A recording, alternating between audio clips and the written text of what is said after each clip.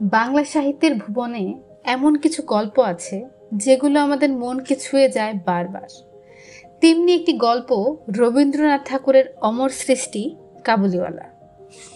গল্পের শুরু কলকাতার এক পরিবারকে ঘিরে।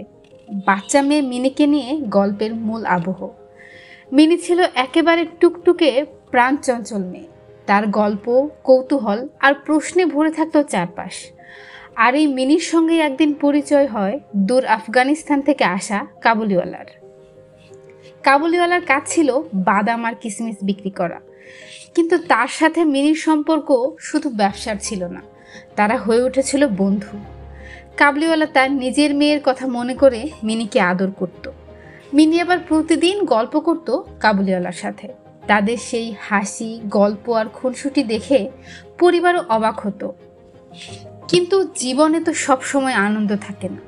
একদিন কাবুলিওয়ালা এক ঝগড়ায় জড়িয়ে পড়ে আর জেলে চলে যায়।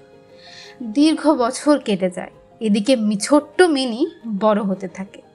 কাবুলিওয়ালার দিন কাটতে থাকে জেলের ভেতরে। অনেক বছর পর কাবুলিওয়ালা যখন আবার মুক্ত হয়ে বের হয়ে আসে, প্রথমে সে ছুটে যায় সেই ছোট্ট মিনির খোঁজে। তখন মিনির বিয়ে ঠিক হয়েছে। মিনি আর আগের মতো সেই ছোট্ট মেয়ে নেই, সে পরিণত হয়েছে। কাবুলিওয়ালা দূর থেকে তাকিয়ে থাকে, নিজের মেয়ের কথা মনে পড়ে যায় তার। বুঝতে পারে সময় কারোর জন্য থেমে থাকে না। অবশেষে বিদায়ের মুহূর্তে মিনির বাবা কাবুলিওয়ালাকে কিছু টাকা দেন, যাতে সে ফিরে গিয়ে নিজের মেয়ের সাথে দেখা করতে পারে। আর এভাবেই শেষ হয় এক অদ্ভুত কিন্তু গভীর বন্ধুত্বের গল্প।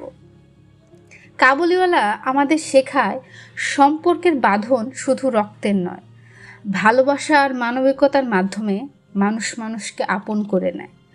হয়তো সময় আমাদের দূরে সরিয়ে দেয়, কিন্তু সেই অনুভূতি থেকে যায় হৃদয়ের গভীরে।